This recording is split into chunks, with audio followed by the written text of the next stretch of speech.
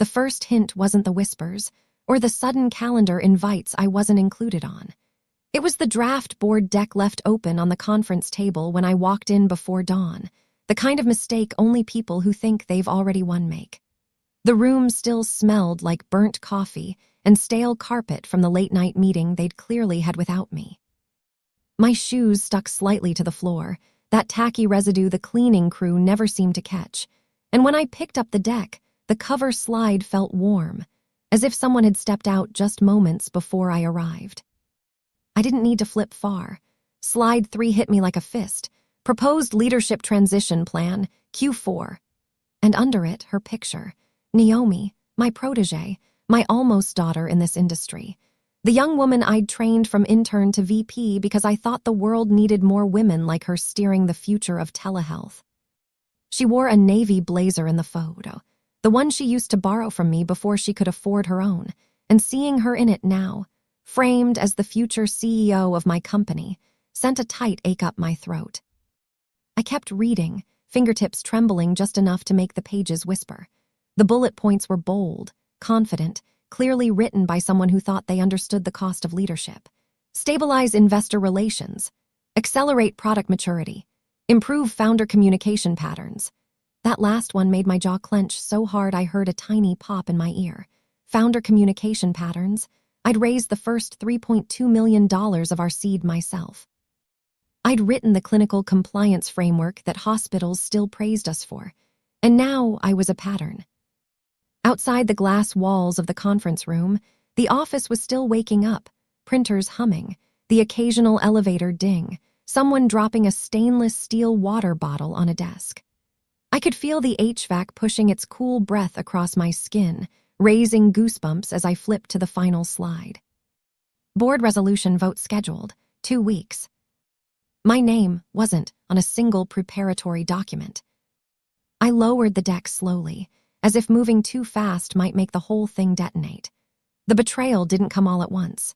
It slithered in, cold and deliberate, first as confusion, then disbelief, and then that familiar, suffocating blend of rage and heartbreak that comes from realizing people you built from the ground up have confused your grace for weakness. I thought of Naomi's laugh, the way she used to tap her pen when she got nervous in early client pitches. I thought of how I'd coached her through her first panic attack before a hospital demo. I thought of all the nights she texted me questions about contract clauses, about how to negotiate her first pay raise, about how to survive the industry without losing herself. And now she was replacing me.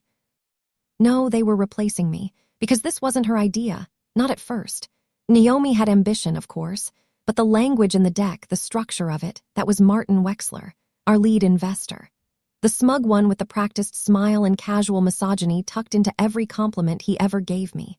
Visionary, but needs operational coaching. Impressive founder, if a bit intense under pressure. I could hear his voice even now.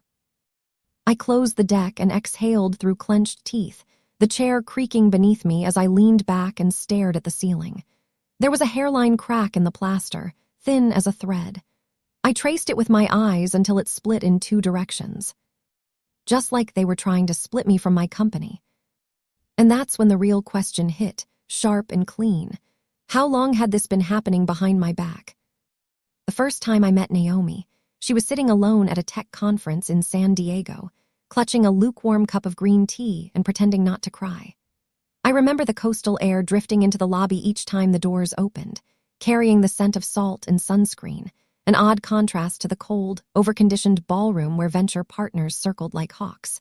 She looked so young then, 27, maybe 28, with her blazer sleeves slightly too long and her badge flipped backward. I almost kept walking, almost, but something in the way her shoulders curled inward, like she was trying to fold herself out of existence, tugged at me. "You look like you've just been through a pitch gauntlet," I said, setting my coffee down beside her. She looked up, startled, then embarrassed, brushing a tear away with the back of her wrist. "I'm fine," she said, which was exactly what people who are not fine say. "Who was it?" I asked, lowering my voice. "Which firm?" She hesitated. "Portwell Capital." I let out a slow breath. "They're known for that. They tear people down just to see if you'll break." I studied her face, the way she bit her lips so hard it turned pale. Did you break? She gave the tiniest shrug. Maybe a little. Something inside me softened. I offered her my hand. Come on, let's talk.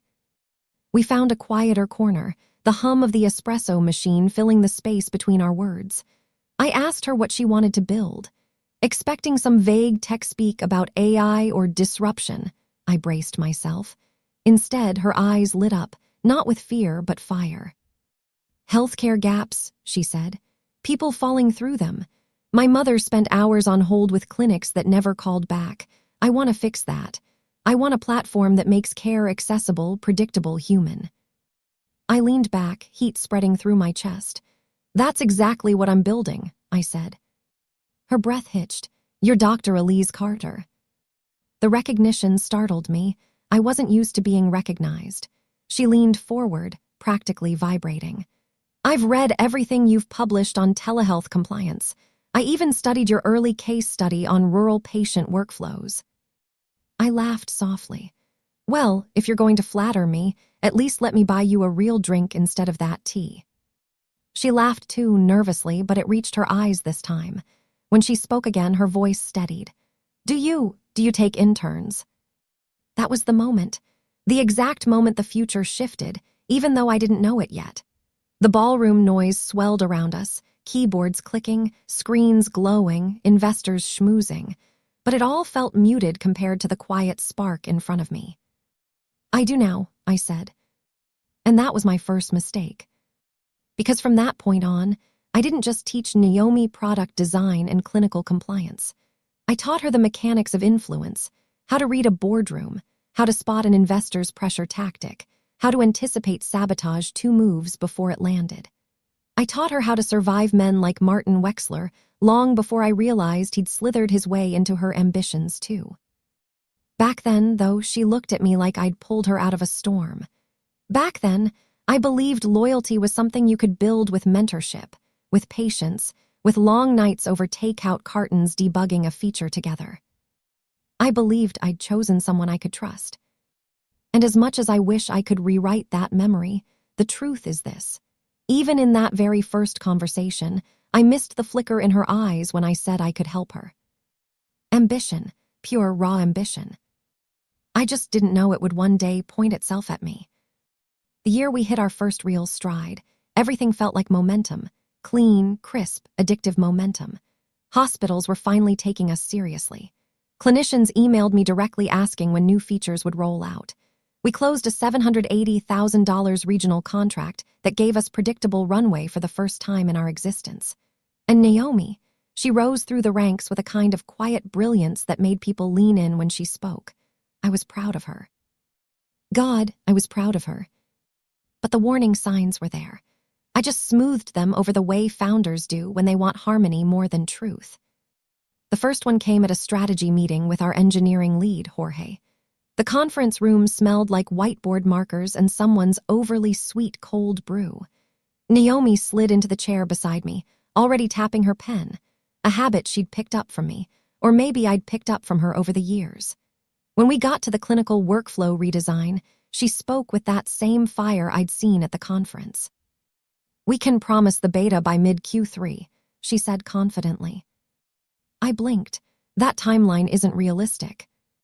She didn't look at me. She looked at the board members on video. With the new data pipeline, it's achievable. Jorge cleared his throat, eyes darting between us. Not without pulling engineers off compliance updates. Which we can't afford, I added.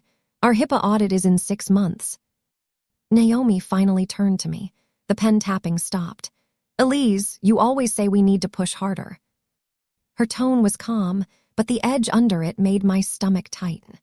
The board members nodded thoughtfully on the screen, and in that moment she wasn't my mentee. She wasn't the intern I'd rescued from Portwell's cruelty. She was a leader in front of an audience, staking her ground. After the meeting, I pulled her aside near the glass wall overlooking the street. Cars blurred past below, lights smearing against the dusk.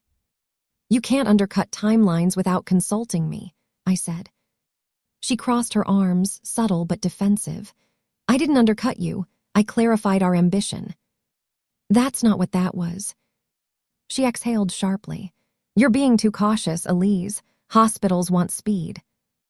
And they also want reliability, I shot back. One breach, one failed rollout, and we're done. Her jaw flexed, a tiny tick I hadn't seen before. I'm trying to make sure we don't become irrelevant. I stared at her, the office hum fading into a low drone in my ears. Where is this coming from? But she didn't answer, not directly. We should talk about leadership bandwidth soon, she said instead. You're stretched thin. That sentence sat on my skin like a cold hand. Leadership bandwidth. It was the kind of phrase Martin used in board meetings when he was framing someone for replacement. She walked away before I could respond, leaving the faint scent of her citrus perfume in her wake, something light and sweet that suddenly felt suffocating. The second red flag appeared 2 weeks later when I noticed she started taking private meetings with Martin. Just quick check-ins, she said when I asked, but her eyes didn't hold mine long enough to believe it. The third came the night I found her name on a client strategy doc she shouldn't have had access to. The metadata told its own story. She'd been editing it at nearly midnight, long after she claimed she'd logged off to rest. Still, I told myself I was overthinking it. Stress made founders paranoid. Investors weaponized that fear all the time. I wasn't going to fall into the trap of becoming the distrustful CEO who saw threats in every shadow. But then one afternoon, as we packed up from a product demo that had gone exceptionally well, she said something that hit me like a slap. Elise, she murmured, soft as a blade slipping under a rib, have you ever thought about what the company might need after you? My breath caught. I don't know what expression crossed my face, but I do know she stepped back slightly, as if she'd revealed too much.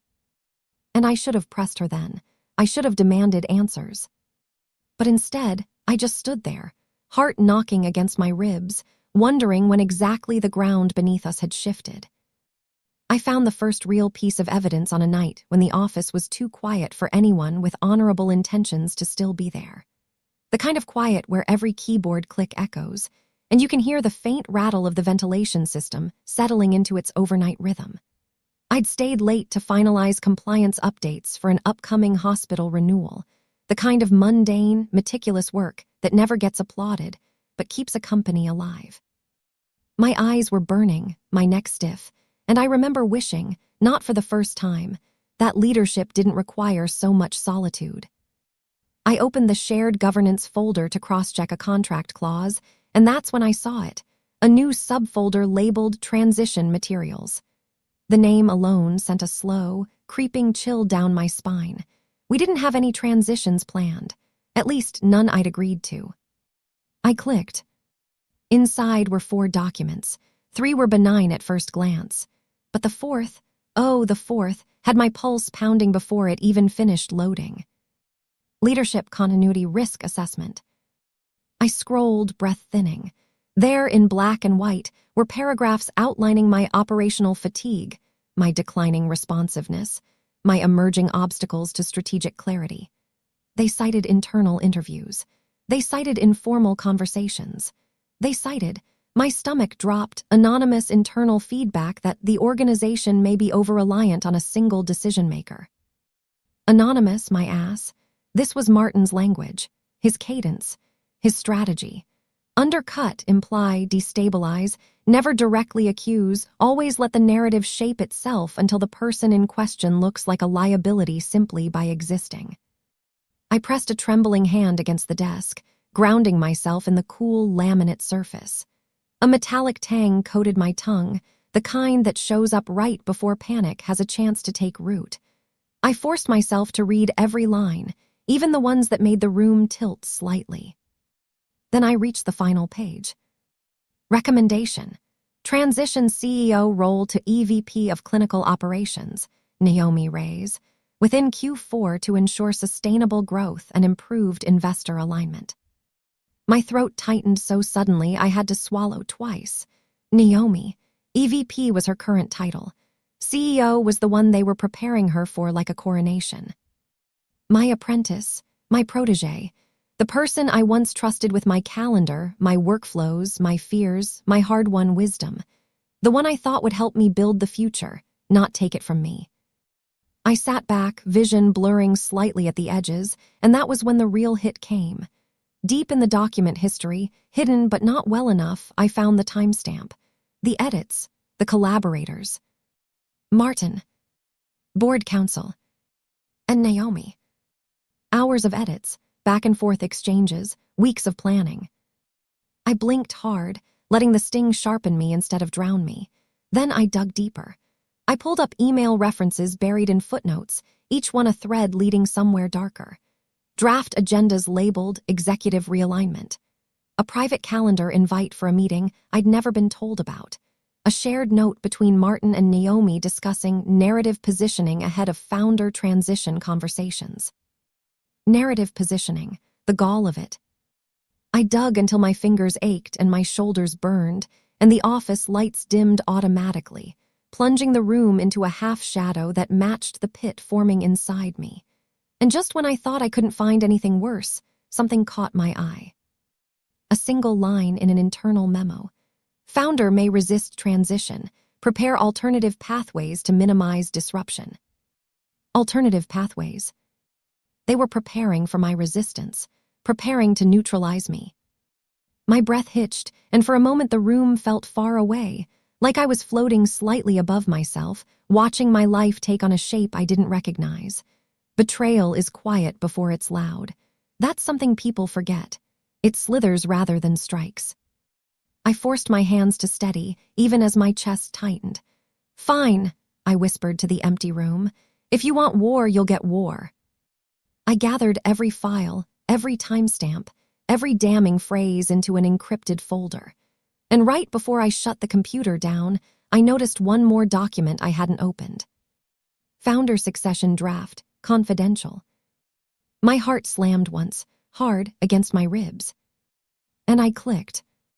The document opened slowly, as if even the server hesitated to reveal what was inside. A faint hum vibrated through the desk beneath my palms, the kind of low mechanical purr that usually comforted me during late nights. But now it only made my pulse louder. Founder Succession Draft Confidential. The title sat centered, bold, unmistakable, and beneath it, in smaller type, prepared for board review only. There were sections, carefully composed, polished, even detailing how the company would transition after my voluntary departure.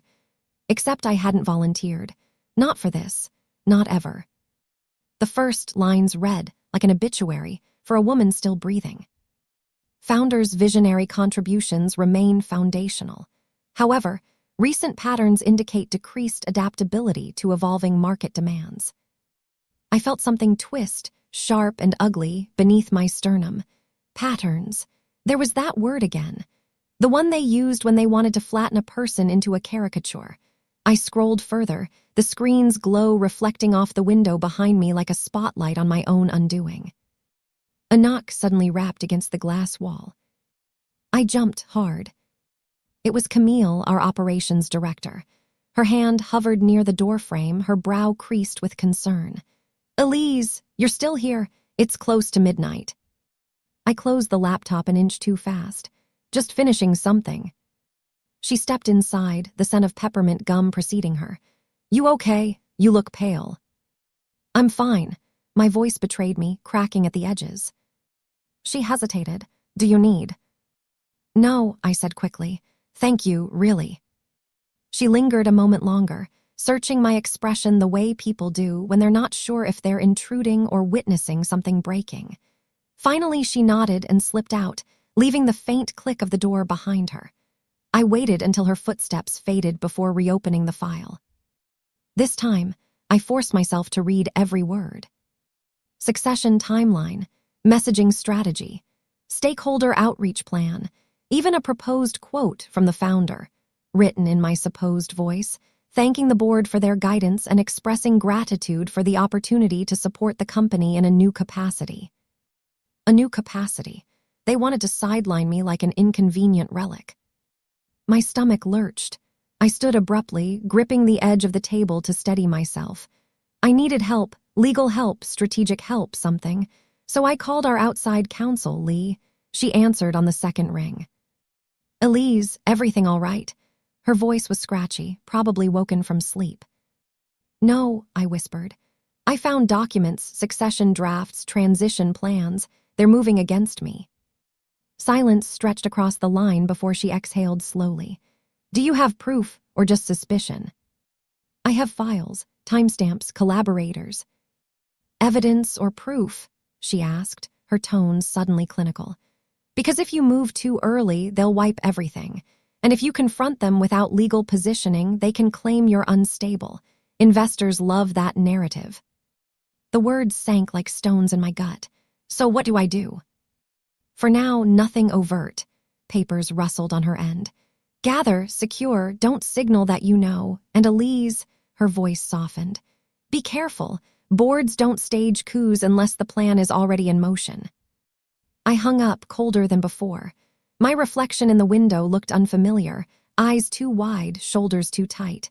Behind me, the office was empty, chairs pushed in neatly, screens dark. Alone, utterly alone. Then my phone buzzed, a text from an unknown number. Stop digging. My breath caught, my fingers went numb. A second message followed. It's already decided. I stared at the screen until the words blurred, my pulse thudding in my ears. No one was coming to save me. If I wanted to keep what I built, I'd have to fight for it myself. I didn't sleep that night. I lay on my living room couch, the city's distant hum seeping through the windows, sirens, late-night traffic, the low throb of someone's music bleeding through the walls. My mind kept circling the same questions. Who sent the messages? How many board members were in on this? When had Naomi crossed the line from ambitious to complicit? By dawn, my chest felt tight enough to crack. But somewhere between the hollow thump of my heartbeat and the hiss of the radiator switching on, a thought surfaced, unwelcome, but clear. There was one person who could help me.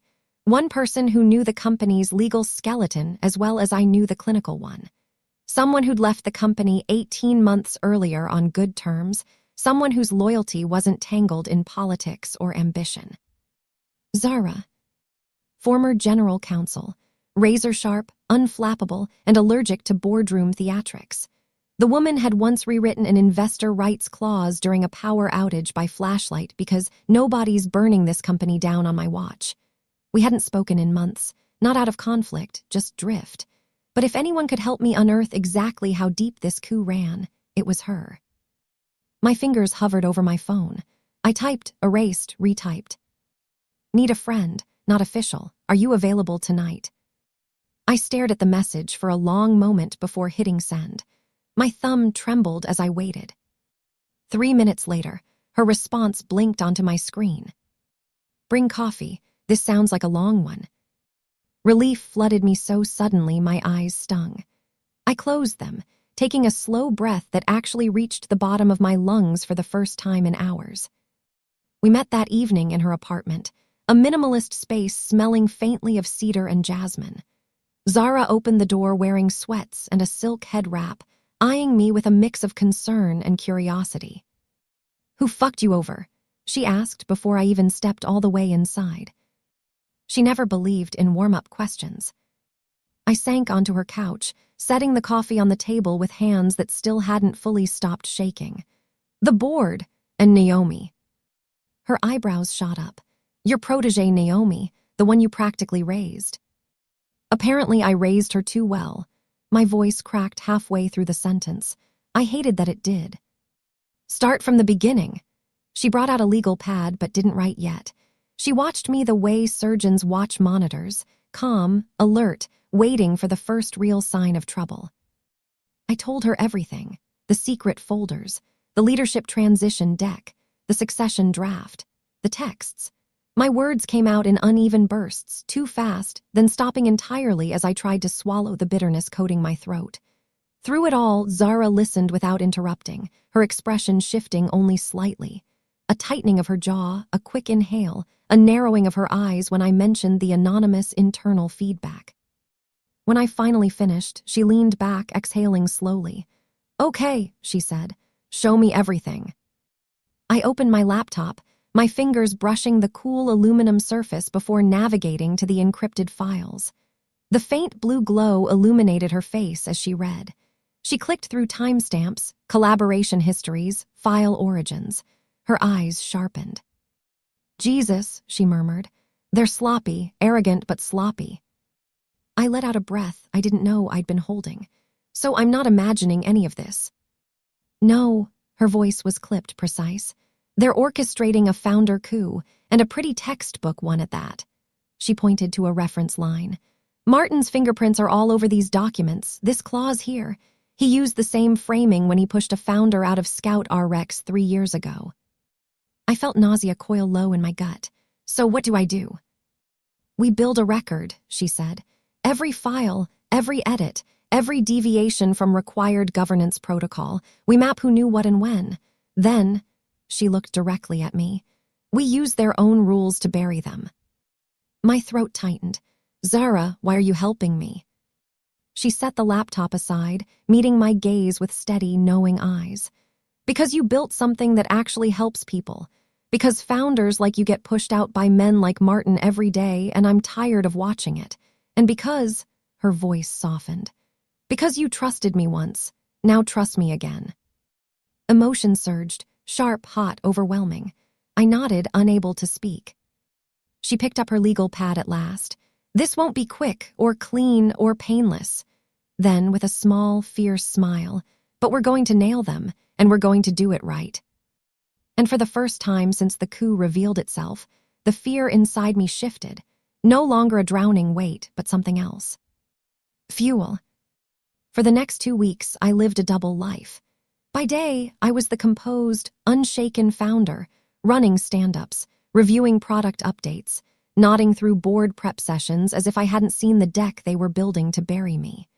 By night, in Zara's apartment or hunched over my laptop at home, I dissected every digital footprint they'd left behind. It was like stitching together the anatomy of betrayal, nerve by nerve, bone by bone. The office smelled different to me during those days. I noticed everything. The faint scent of someone's microwaved leftovers in the break room. The subtle shift in how Naomi passed me in the hallway, her smile too tight, her eyes too bright. The way Martin's emails suddenly turned overly polite, as if to document his supportive posture in case anything later blew back on him. Every morning, Naomi greeted me with a warm, rehearsed tone. "How'd you sleep?" And every morning, I wanted to say, like someone who knows you're staging a quiet coup. Instead, I'd smile just enough. "Great, busy day ahead." Inside, I was a live wire. One afternoon, I caught a flicker of something on her screen as I walked past, an email chain with Martin titled Narrative Alignment. I kept walking, pulse pounding in my ears. I couldn't risk tipping my hand. Not yet. At night, Zara and I built the trap. She sat cross-legged on the floor, papers spread around her like a battlefield map, while I combed through digital logs. "They're overconfident," she murmured, circling a timestamp with a red pen. "Look at this, Martin edited the succession draft from a non-secure device. We can trace that." I shook my head, amazed. How do people this rich stay this stupid? "Arrogance," she said simply. "It makes them sloppy." We unearthed everything. A private message chain between Naomi and Martin where he wrote, "She's stretched thin. The org needs stabilizing force. Keep pressure steady." A draft memo where Naomi suggested prepping clinicians for leadership realignment. Governance violations, multiple, where discussions involving founder succession took place without my inclusion, a direct breach of our bylaws. A shared note titled Q4 Execution Post-Transition, with tasks assigned to Naomi as CEO. CEO, before any vote. But then came the piece that made my breath catch.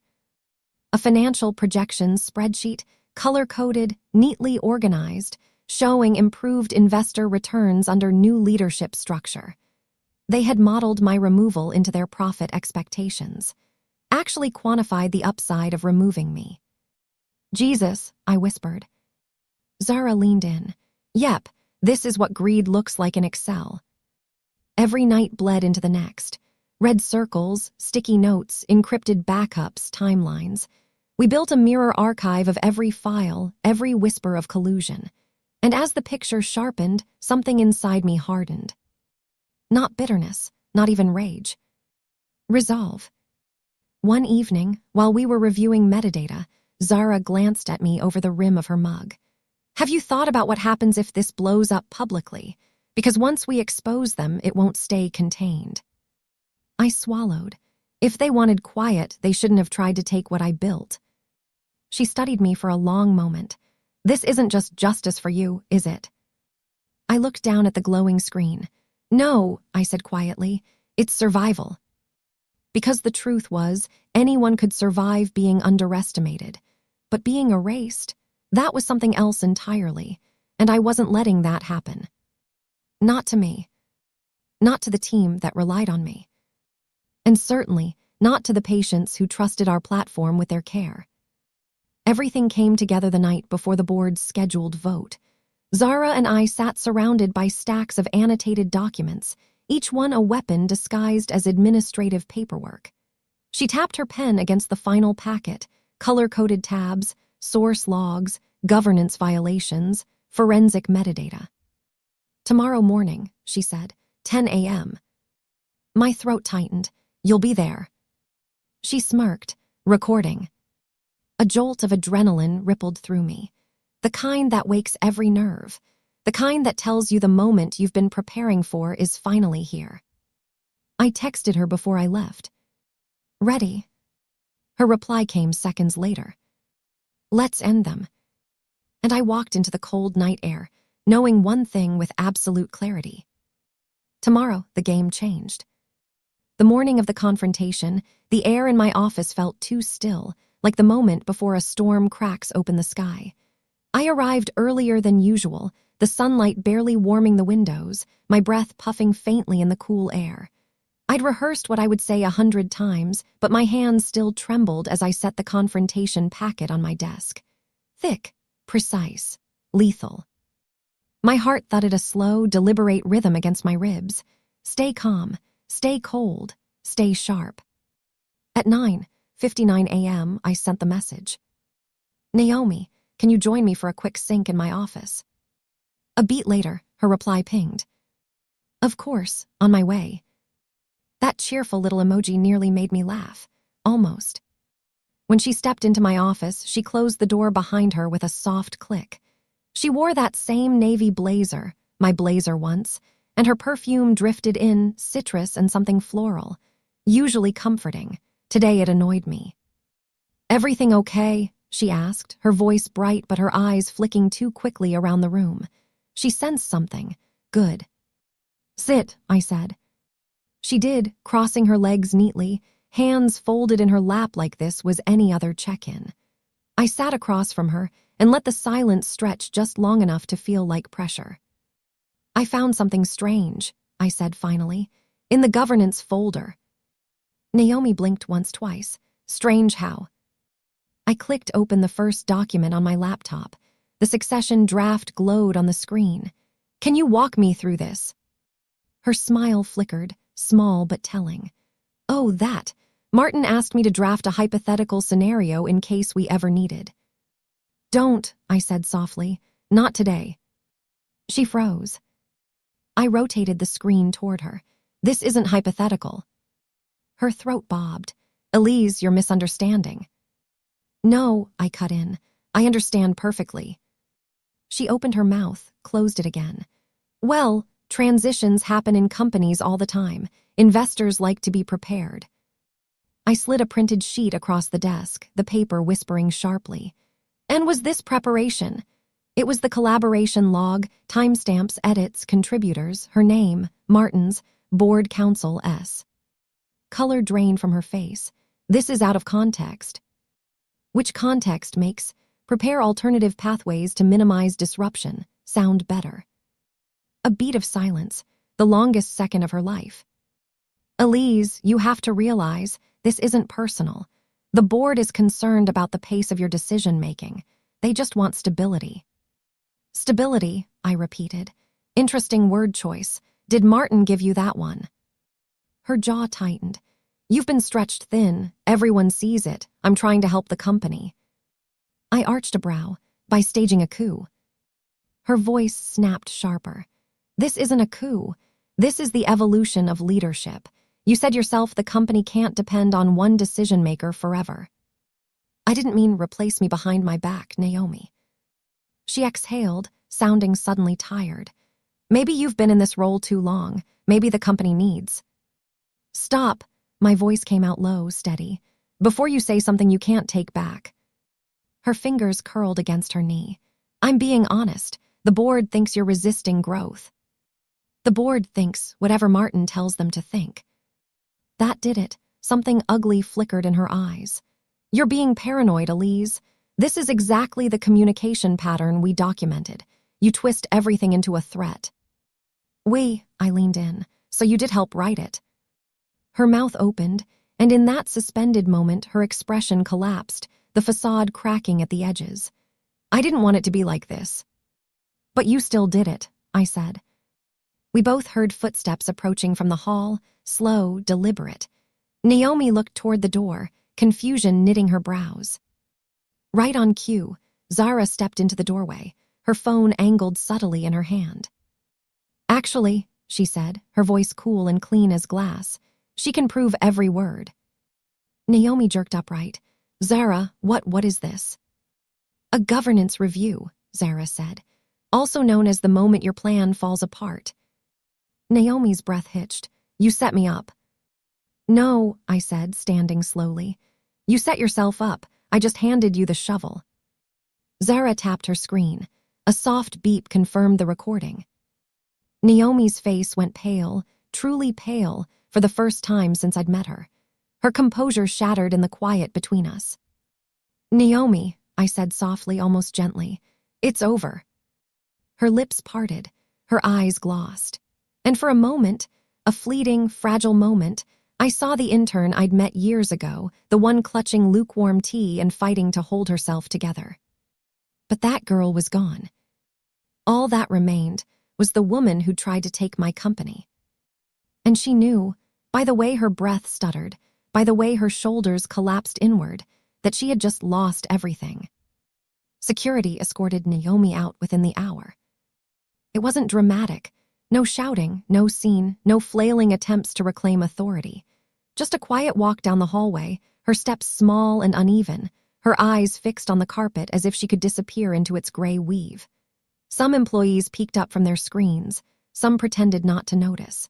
The office smelled faintly of printer toner and someone's too-weak coffee, normal scents on a day when everything had shifted. The moment she cleared the entrance, I turned to the people who remained, HR, legal, 2 shell-shocked senior directors. Lock her accounts, I said, immediately. They scrambled, Slack access revoked, email suspended, Git credentials wiped. Her name vanished from internal directories one line at a time, dissolving like ink in water. But the real storm wasn't in the office. It was in the boardroom. By noon, the board had convened an emergency session. I walked into the conference room holding the packet Zara and I had assembled, the document that would either save me or ignite the company from the inside out. The chairs were arranged neatly around the table, but tension thickened the air like humidity before a thunderstorm. Martin Wexler sat at the head of the table, an expression of carefully curated calm fixed on his face. Patagonia vest, watch expensive enough to buy someone's rent for a year, fingers steepled like a man ready to talk his way through anything. Elise, he said smoothly as I took my seat, before we begin. We're beginning now, I cut in, sliding the packet to the center of the table. Please review. He blinked once, twice. Irritation fractured his composure. Good. Board members Diana and Dr. Klein exchanged wary glances as they opened the first pages. From across the room, I watched their eyes move, slow at first, then faster. Confusion tightening their brows, shock widening their expressions. The whisper of pages flipping grew louder, an accidental chorus. Martin didn't touch his copy. Finally, Diana cleared her throat. These are serious allegations. They're not allegations, I said. They're evidence. Her gaze dropped back to the timestamp logs, showing unauthorized collaboration on succession drafts, governance violations, metadata trails, notes between Naomi and Martin discussing narrative positioning, and at the bottom of one page, Martin's name in the edit history, unmistakable. "This must be a misunderstanding," Martin said evenly. "Then explain it," I replied. He opened his hands in a placating gesture. "We explore potential leadership scenarios all the time. It's normal. It's responsible oversight." "Normal oversight doesn't breach bylaws," I said. "Normal oversight doesn't prepare a public-facing founder exit statement without involving the founder. Normal oversight doesn't advise an EVP to keep pressure steady and prepare alternative pathways if I resist." Dr. Klein looked up sharply. "Is that quote accurate?" I slid the printed email forward. "See for yourself." Martin shifted in his seat, the first real crack in his mask. "This is cherry-picked, out of context, the founder." "Stop calling me the founder like I'm not in the room," I said, my voice low but firm. "Say my name." His jaw tensed. "Elise." I leaned back, letting the power of the pause fill the room. "You attempted to remove me without due process. You weaponized anonymous feedback and fabricated risk assessments. You groomed my direct report to take my place before any board discussion occurred. These violations aren't just unethical, they're actionable." Silence, thick, suffocating silence. Zara stepped beside me then, setting her phone on the table. "The conversation from this morning," she said, "in case anyone requires audio clarification." Martin's face drained of color. "You recorded." "After announcing myself," Zara said coolly. "She consented by continuing, it's admissible." Diana exhaled sharply, pushing her chair back. "This is catastrophic. I had no idea." "You weren't meant to," I said. "He kept you out of the loop so when things blew up, you defend him blindly." "And now?" Dr. Klein asked, looking directly at Martin. Martin swallowed. We can table the succession plan, of course, reset discussions, rebuild trust." "No," I said, "we're not tabling anything." I lifted the final page of the packet, a resolution drafted overnight. "I'm calling for a vote to remove Martin from the board for breach of fiduciary duty." His head whipped toward me. "You can't be serious." "I'm deadly serious." Diana closed her eyes briefly, then opened them with a resolve I hadn't seen before. "I vote yes." Dr. Klein nodded. "Yes." The third independent member spoke softly. "Yes." 3 votes, unanimous, irreversible. Martin stood abruptly, eyes wild. "You're making a mistake you'll regret." "No," I said, rising too. "I'm correcting yours." Security appeared at the doorway, not because I called them, but because HR had been tracking the meeting's outcome. They waited silently as Martin gathered his things with shaky hands. "I built this company," he hissed under his breath. "No," I replied. "I did, and you forgot that." He walked out, angry, stiff, humiliated, his vest rustling as if even the fabric was offended by the loss of power. I watched him go, exhaustion washing over me in a heavy wave. My legs felt like they might give out. My throat burned. The room smelled faintly of ink and anxiety. "It's over," Diana murmured. But I knew better. It was only technically over. The real recovery was just beginning. For 8 months after the coup collapsed, my life became a procession of rooms that all smelled the same: stale carpet, burnt coffee, recycled air, the faint chemical edge of dry erase markers. Conference rooms, legal offices, hospital board suites. Every space humming with fluorescent lighting and the dull ache of paperwork and people pretending nothing had happened. Recovery is never cinematic. It's slow, procedural, expensive. The depositions were the worst. Martin sat stiffly beside his lawyer, eyes fixed on the table, refusing to look at me. 6 hours of questions. 6 hours of his attorney insinuating that I had misunderstood governance protocols, that my emotional investment had clouded my judgment. 6 hours of Zara dismantling every attempt to reframe the truth. "On this date," she said, tapping a page. You collaborated on a document outlining a founder succession strategy without informing the founder. Correct. Martin hesitated, jaw flexing. We were exploring contingencies. That's not what the edit history shows, she cut in.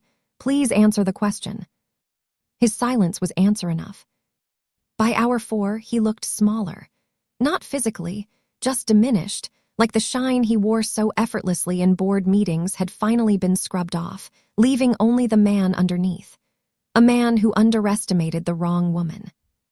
Our biggest client, Kaiser Regional, asked for a meeting 2 weeks after the board vote. I'd prepared for the worst.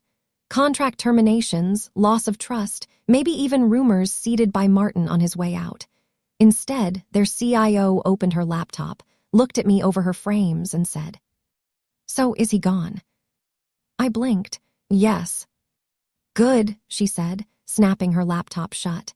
He always made me uneasy, too smooth for a man who didn't understand clinical workflows. She leaned back. Now, walk me through what safeguards you're implementing post-transition. I felt my shoulders loosen. Absolutely. We kept the contract. In fact, they expanded it by 18% the following quarter. Not everyone was so steady. Some investors panicked at the optics. Our burn rate spiked from legal fees, $340,000 by summer, and I was triple-checking cash flow sheets at 2 in the morning more nights than I want to admit. A few employees left quietly, unsure of the company's stability. One board member apologized to me in a hallway with watery eyes, saying, "I should have seen it. I trusted him." I nodded, though I didn't absolve him. Some truths settle slowly. Still, piece by piece, things rebuilt. We raised a $10.04 M-Series B that fall, a round I pitched with a steadiness I didn't even know I was capable of. I hired a new COO with a background in hospital systems, someone who spoke the language of clinicians without pretending to speak mine. And I implemented new safeguards, audit logs with restricted access, quarterly governance reviews, and an explicit clause that no leadership succession conversation could occur without founder participation. I learned to take meetings with the door open. I learned to ask direct questions earlier. I learned the difference between trusting someone and handing them a blueprint for your undoing. As for Naomi, the last I heard she was doing contract work for a mid-tier digital health firm in Denver. No title, no equity. LinkedIn locked down so tightly you'd think her career was a classified file. Sometimes I wonder if she regrets it. Not losing the job, losing me. Losing the version of her career that didn't have to be built on someone else's bones. But wondering doesn't change anything. Some nights I still wake around 3 a.m., heart pounding, certain I've overlooked some tiny detail that could break everything open again. Trauma has a way of teaching your nervous system to prepare for ghosts.